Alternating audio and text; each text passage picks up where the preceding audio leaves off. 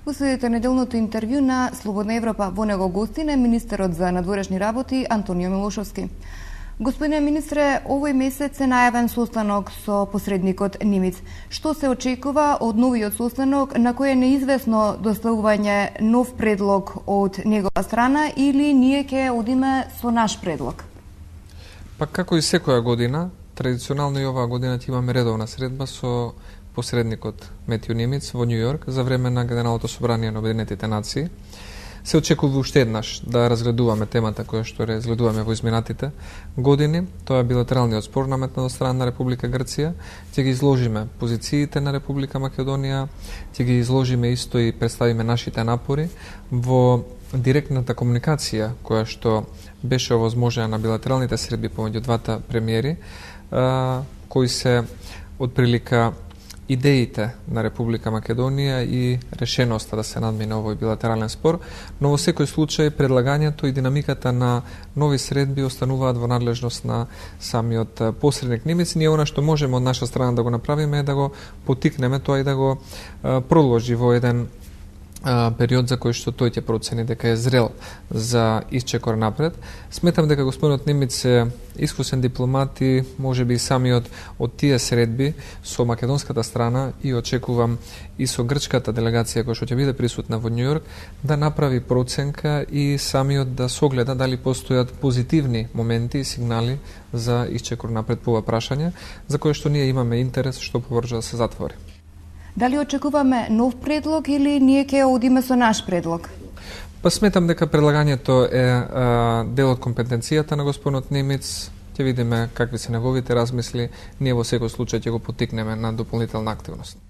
Денови има спекулации за тоа како ќе изгледа најновиот предлог. Најчесто се споменуваат додавките Вардар, Вардарска. Колку е тоа прифатливо за Македонија и е некаква основа за натамошни разговори? Тоа се најчесто шпекулации од грчки извори или грчки медиуми и јас не би ги коментирал. Пред се оставаме во текот на овој процес господинот Немец да ја има приликата официјално да предлага одредени идеи, сугестии, додека премногу често во грчките кругови се прават обиди да се наметнуваат или промовираат решенија кои имаат грчки дизајн за македонското национално име, но во секој случај за нас е многу важно во ова прашање да се согледа реалноста, тоа е Република Македонија, постоењето на македонскиот народ и достоинството на македонските граѓани кои што на крајот преку референдум би имале активно учество во одлучувањето по ова билатерално спорно прашање. Премиерот Груевски изјави дека крајно време е да се реши спорот со името, но со напомена дека барањата на Грција остануваат максималистички. Дали во преговорите позициите на Македонија остануваат исти? Точно е дека позициите на Грција во суштина остануваат максималистички, иако со доаѓањето на чело на грчката влада на премиерот Папандреу забележуваме во најмала рамка промена на формата во комуникацијата со македонската страна, за разлика од неговиот претходник кој што сосема ги игнорираше можностите за диалог. Господинот Папандреу и господинот Груевски ја користат таа прилика за продолжување на македонско-грчкиот диалог. Тоа во секој случај е корисно за зајакнување на меѓусебната доверба, која што е важна компонента во сите овие околности за стигнување до едно прифатливо решение. Македонските позиции се по ова прашање засновани на позициите кои што секој народ, согласно меѓународното право, ги има своите права и слободи кои му се дадени да ги ужива во меѓународни рамки. А тоа е една суверена земја сама да може да одлучува за решенијата кои се однесуваат на незините суверени белези, како што е знамето, и еден народ, една култура, една традиција да може сама да се идентификува себе си, да се представи и ние како избраници на македонските граѓани да можеме да ја застапуваме, промовираме и да ја истакнуваме македонската култура и идентитет. Зашто точно се преговара за името или на дневен ред се и идентитетските прашања? Сметам дека Република Грција реторички изјавува дека се преговара само за спорот кој Грција го има со нашето уставно име, но во суштина и во практичните разговори се забележува дека во Грција самиот македонски идентитет, постоењето на Република Македонија, нашето уставно име, прашањата поврзани со постоење или непостоење на малцинства се една табу тема која што го оптоварува грчкото современо општество. Мислам дека овие грчки табуа се наследство од студената војна и денес се пролекуваат како одреден товар на грчките политичари кои што во еден добар дел станаа заложници на грчката националистичка политика по ова прашање која што беше произведена во 91-92 година, но во секој случај имаме и одредени практични проблеми кои што ни се создаваат по ова прашање и самите може да процените до каде се оди со развлекувањето на овој проблем. Например, Република Грција сега во овој момент им прави проблем на некои извозници на македонско вино, кои што 60, 50 или 40 години извезуваат македонско вино во земјите членки на Европската унија, тврдејќи дека тие немаат право да извезуваат вино на кое што пишува дека е македонски производ. И со самото тоа се гледа дека се оспорува и придавката македонски, која што во суштина се однесува и на македонскиот јазик и култура. И нашите представници кога учествуваат на одредени форуми во рамките на Европската унија или Европската комисија се прават секакви драми и инциденти кога треба да се одбележи јазикот на кој се преведува како македонски или употребата на меѓународниот код МК за Република Македонија.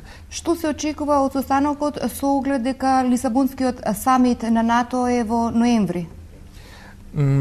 Република Македонија и нејзината аспирација да стане член на Северноатлантската алијанса не е врзана со рокови и со самити.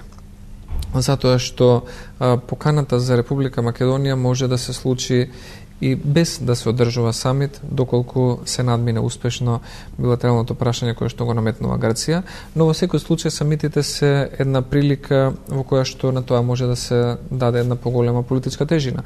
Ние би биле многу среќни и задоволни доколку на следниот самит успееме да го направиме тој пробив, но во секој случај очекуваме на следниот самит во рамките на дискусијата на самата алијанса околу нејзиниот стратешки концепт, кога ќе стане збор за прашањето на проширувањето и отворената врата на НАТО, која што не се однесува само на Македонија, туку и на други земји во регионот и на периферните делови од Европа, би биле среќни доколку Македонија е дел од таа дискусија и очекуваме неколку пријателски земји да го покренат тоа прашање и самата алијанса да биде запознаена со најновите случувања во Република Македонија и нашето заслужено членство кое што го очекуваме. Што од самитот на НАТО во Букурешт досега се променило, па да бидеме оптимисти дека НАТО ќе ја напушти политиката на консензус, како што изјави новиот амбасадор во Алијансата Мартин Треневски? Ние сме реалисти по тоа прашање, знаеме дека политиката на консензус во НАТО е еден од столбовите на функционирањето на таа организација, но истовремено сметаме дека консензусот во НАТО треба да биде апликативен по однос на прашања кои што имаат суштинска важност за самата Северноатлантска алијанса. За самата Северноатлантска алијанса би требало да е важно дали Македонија може да придонесе со своето членство за НАТО и дали НАТО ќе ја засили својата безбедносна архитектура во регионот и второ дали Република Македонија како кандидат демократски одлучила да стане дел од алијансата. За жал Грција тоа го злоупотреби во еден период кога предстоеше смена кај американската администрација и со употреба дополнителна и на својата, условно речено, воена дипломатија, односно случување на скапи договори за набавка на оружје, кои што после видовме дека не може да се исплатат заради грчката буџетска криза, го злоупотреби правото на консензус, кој што сега стана де факто состојба. Ние сме свесни за таа состојба и затоа сакаме овој спор да се надмине. Но во секој случај не ја пропуштаме никоја прилика да разговараме и понатаму со земјите членки на НАТО и да ги увериме дека членството на Република Македонија во НАТО е дел од пошироката слика на регионалната стабилност и не треба да се сведува само на тесното и себично гледање помеѓу во однос на македонско-грчкиот спор. Ви благодарам на разговорот. Благодарам. Го следевте неделното интервју на Слободна Европа. До гледање.